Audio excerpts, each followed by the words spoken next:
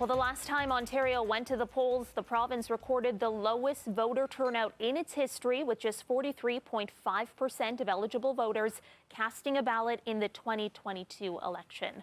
One organization is doing its part to boost turnout this time around, including mobilizing the younger generation.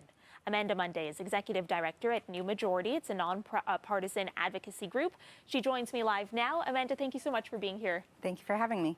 Okay, so this is the first winter election that really anyone can remember.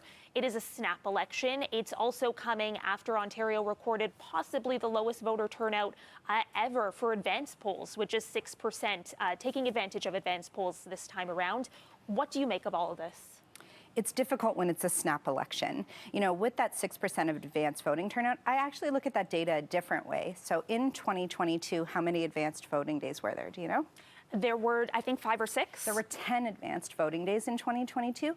This time there are only 3 advanced voting days. So comparatively, in 2022, we had a 10% turnout of advanced voting, but that was over 10 days.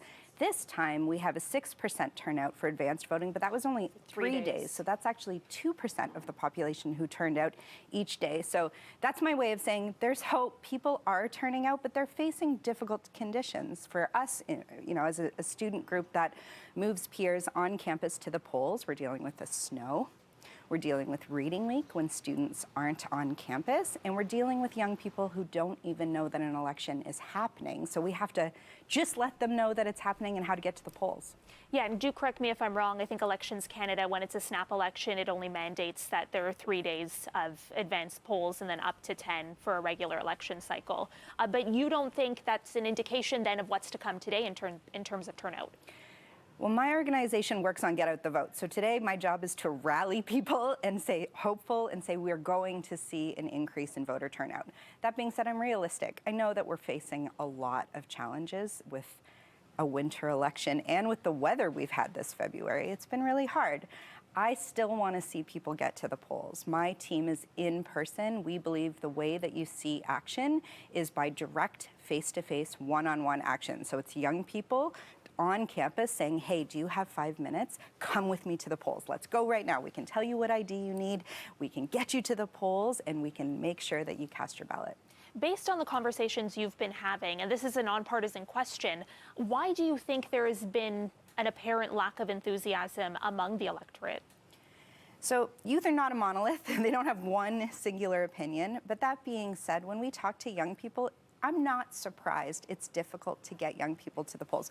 What we hear is rent is so high, affordability challenges, I can't afford to live, the world is burning, climate change is concerning me, healthcare, mental health, these are the issues that come up over and over again. And then following that, if you talk to somebody who's never voted before, whether they're a first-time voter, they just haven't got to the polls before, I get that it sounds like my vote doesn't matter. I don't know how I can help make a difference on those big issues. And what I come back and say to them is that's a lie.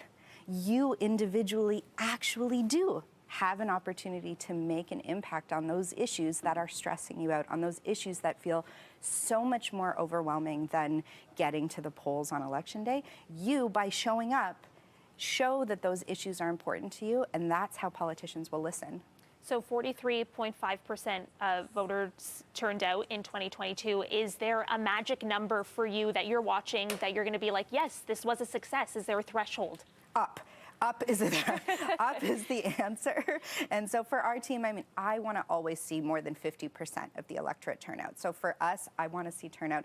It's sad that I'm sitting here and saying, I hope that more than 50% of this province turns out for the election. But to me, if we can at least get more than half of this province out to cast their ballots today, then we know that we have a government elected that the citizens and constituents of Ontario voted for.